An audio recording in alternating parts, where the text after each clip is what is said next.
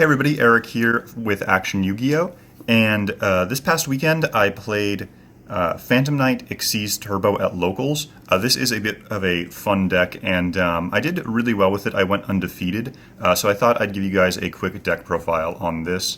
So to start things off, I played a pretty hefty main decked Phantom Knight engine. I played triple Torn Scales, triple Silent Boots, double Ancient Cloak. I know some people play 3, I like 2, I think 2's a good number.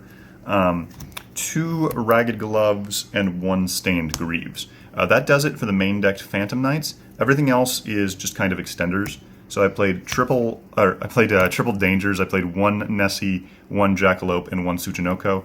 Nessie worked out pretty well because it's dark, so I can use it to make the Phantom Knight Xyz monster, or the Phantom Knight Link monster, Rusty Bardiche. I also played 2 Kagemusha Knight. I don't like 3. There's a card in the monster lineup where you need your hand to be empty, and drawing into multiple of this feels really bad.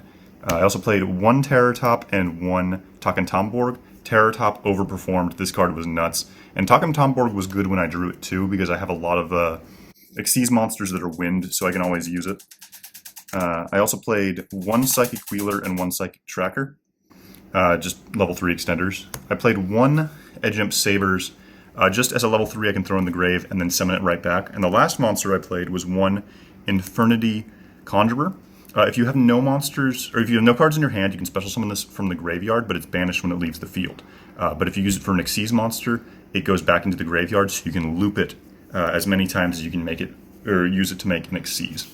That is it for the monsters. For the spells, I played triple Allure of Darkness.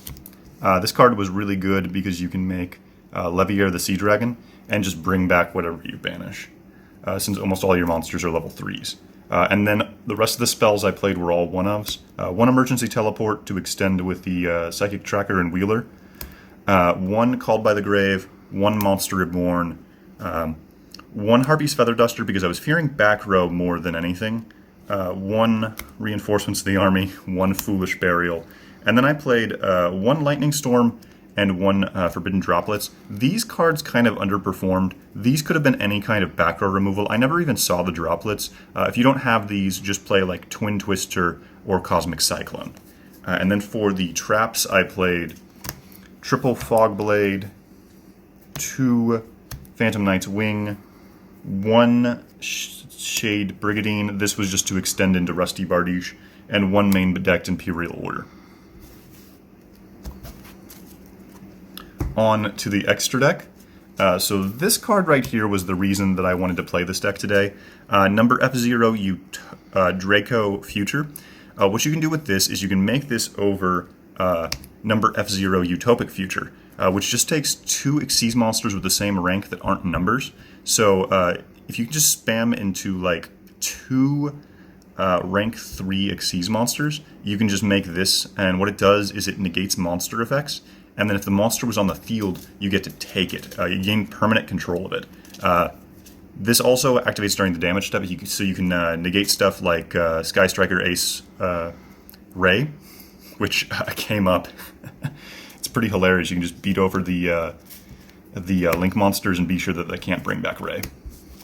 Then I played 2 Leviair the Sea Dragon. This is used almost always first turn. You can get into this really easily. Then I played, this was the sauce, I played 1 Musa-Rhythm the String Djinn and 2 Humming the Key Djinn. So this monster, if it attacks during damage step, you can make it go up to 3,000, which makes it easy to beat over stuff and then make a Zeus. And Humming, whenever it's special summoned, you can bring back a Djinn monster from your graveyard. And because it says special summoning, you can bring back 1 of your Hummings and then use its effect to bring back Musa-Rhythm. So once you get these into rotation, you can just keep looping them and keep using them as materials for some of your other monsters.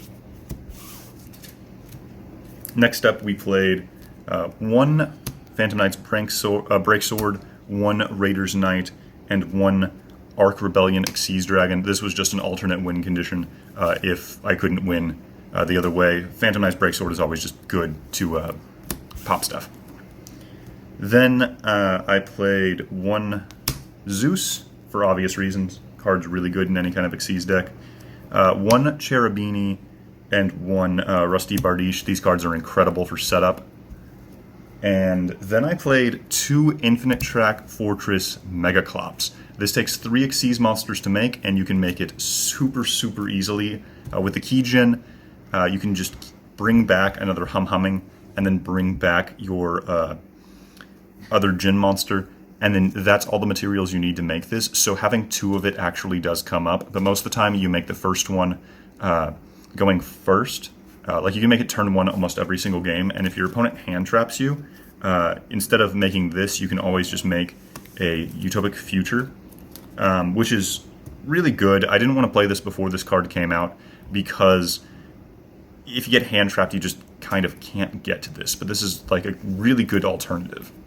And this card just auto wins against certain strategies. It's unaffected by all monster effects except for those of Xyz monsters, and your opponent can't beat over it except with Xyz monsters. So if your opponent has no Xyz monsters or back row based removal, this card just auto wins the game.